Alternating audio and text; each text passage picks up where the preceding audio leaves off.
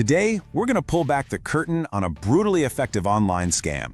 I mean, this thing is clinical, it's precise, and it turns your own good reputation into the very weapon that's used against you. We're going inside the architecture of what's known as the Credential Mirror, and you'll see exactly how these identity thieves hack the fundamental human need to trust. Their goal? It isn't just to steal your stuff, it's to literally become you, a complete, total, and devastating takeover of your digital life. Okay, let's get into it. So, let me paint a picture for you. You post something for sale online, an old bike, a chair, whatever, and within 5 minutes, buzz. You've got a message, a buyer. And they seem perfect, right? Eager, polite, they're not even haggling. You feel that little rush of, hey, this is gonna be easy. But then comes the twist. They hit you with a story about how they've been scammed before, and for their peace of mind, could you just verify you're a real person? They say they're sending a code to your phone. All you have to do is read those 6 little digits back to them. I mean, it seems harmless, right? You're just being helpful. But in the 60 seconds it takes for you to do that, a digital guillotine drops. Your world just collapses. You're locked out of your email, then your social media, then your bank accounts. And that bike?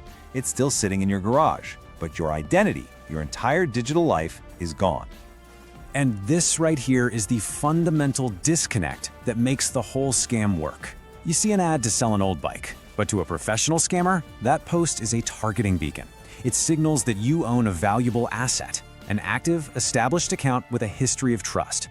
They have absolutely zero interest in your bike. They're hunting for the thing that matters, your identity. It's an asset they can package, sell, and weaponize for way more than your used stuff is worth. Now, this entire attack hinges on what we'll call the verification paradox. And this is the truly twisted genius of the whole system. It's where the very tools and instincts we use to create safety are flipped upside down and used as the master key to rob you blind. The scammer literally weaponizes the language of security against you. Just look at this breakdown. It shows the complete opposition of motives. Your goal? A safe sale. You just want to be honest and get your money. The scammer's goal? An identity heist. It's a completely different mission. You want to verify your item is real. They want to steal your reputation. And here's the kicker. You want to build trust to make the sale happen. They want to exploit that very instinct to build trust, turning your good nature into an open door. The crazy part is, the more you try to be a good, helpful, trustworthy person, the more perfectly you're playing right into their hands. So this brings us to the central question, right? And it seems almost impossible. How can a simple 6-digit code, something we see all the time for legitimate reasons, become the one single key that unlocks and then destroys your entire digital life? It feels like it shouldn't work, which of course is exactly why it works. To answer that, we first need to understand what they're really after. This brings us to what's known as the identity siphoning trap. And it is so important to get this. This isn't just about losing access to a Facebook Marketplace account. No, this is a systematic process designed to completely hollow out your digital presence, and the consequences can ripple through your life for months, sometimes even years. The official term for this is account takeover, or ATO.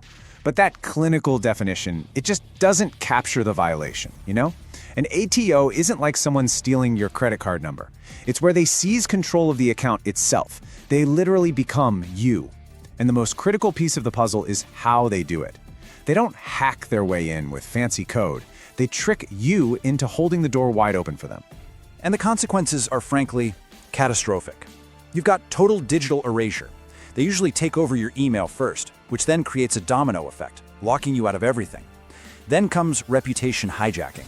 That trusted account you spent years building, it's now being used to scam your friends and family. After that, your identity is used to create synthetic clones for things like fraudulent loans. Of course, there's the direct theft from your bank accounts, but maybe the worst part is the psychological trauma, that feeling of being a digital ghost, of having your very existence stolen. So, how does this work? It all comes down to weaponizing your empathy. The scammer creates this fake verification crisis. It doesn't actually exist, except in their messages to you.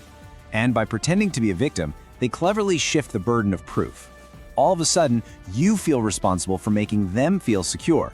Your natural desire to be helpful, to prove you're a good person, becomes the very tool they use to bypass your own common sense. Okay, so let's deconstruct the attack itself. We're going to break down the Credential Mirror System step by methodical step. You have to think of this not as a random crime, but as a planned operation, and understanding its precision is the first step to making yourself immune to it. So the attack follows this clear 5-stage playbook, and they execute it incredibly fast. It starts with asset selection, choosing their target. Then comes the safety-first hook, which is the psychological trap. Stage 3 is the technical core, the 2FA bypass. That lets them move to extraction and exit, where they get the code and vanish. And it all ends with the exile trap, which is designed to make sure you can never get back in. Let's start with asset selection, because this reveals a huge misunderstanding people have. These criminals aren't looking for suckers. They're not looking for people who seem gullible.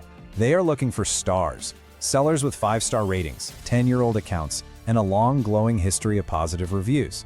Why? Because that pristine reputation is a valuable asset. A trusted account is the perfect vehicle for running even bigger scams. They don't want your bike, they want the years of trust your account represents. Next up is the hook. They use what's called vulnerability language. They'll send you a message just like this one. Let's break it down. I'm a single dad. That triggers empathy.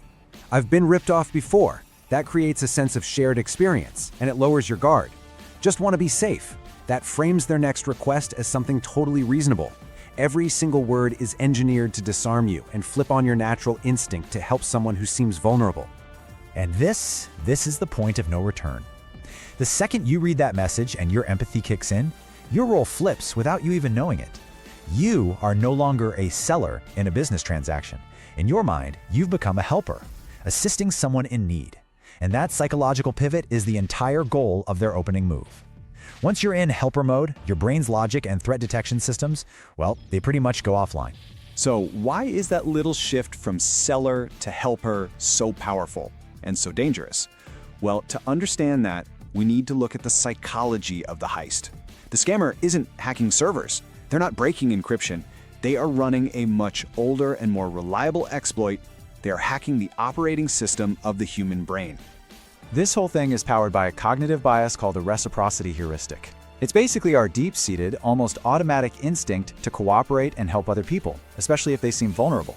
You know, for thousands of years, this was a critical survival tool. Tribes that cooperated survived.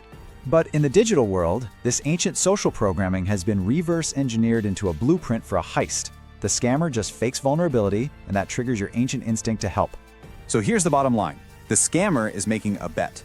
They are betting that your desire to be seen as a good, trustworthy, helpful person is stronger than your security instincts. By making the conversation about their safety, they make it socially awkward for you to say no. Suddenly, questioning their request feels rude or paranoid, and that feeling of social discomfort, that is the leverage they use to get exactly what they want. And to make sure your logical brain stays offline, they keep the pace rapid fire. They manufacture urgency. First, it's, I'm about to send the Zelle. That gets you excited. The deal is almost done. Then, okay, I'm on my way now. That adds social pressure. And finally, the code expires soon. That creates scarcity, making you feel like you have to act now or you'll lose the sale. By the time that little voice in your head starts to ask, wait, why would a verification code for him come to my phone? Your fingers have already typed out the numbers. This is the tragic irony at the heart of the whole attack. It's an exploit that doesn't prey on greed or ignorance. It preys on your best qualities, your kindness, your empathy, your integrity. The very character traits that make you a good person are systematically weaponized to orchestrate your own takedown. Okay, now that we've clinically deconstructed the attack, we get to the most important part, the defense. How do you build an impenetrable firewall against this kind of psychological attack?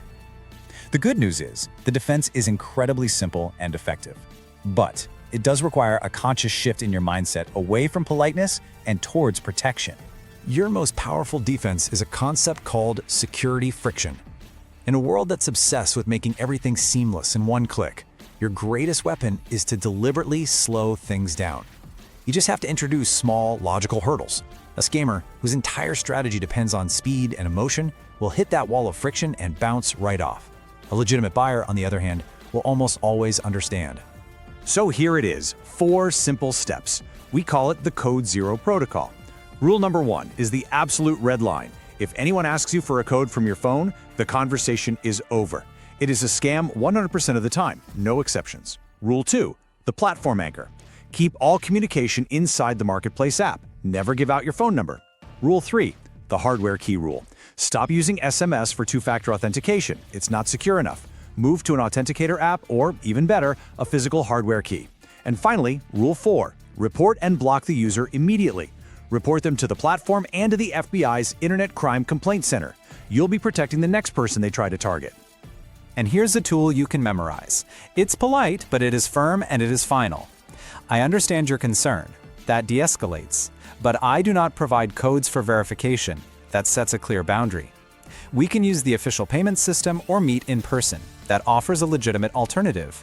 And I am ending this conversation now. That takes back control.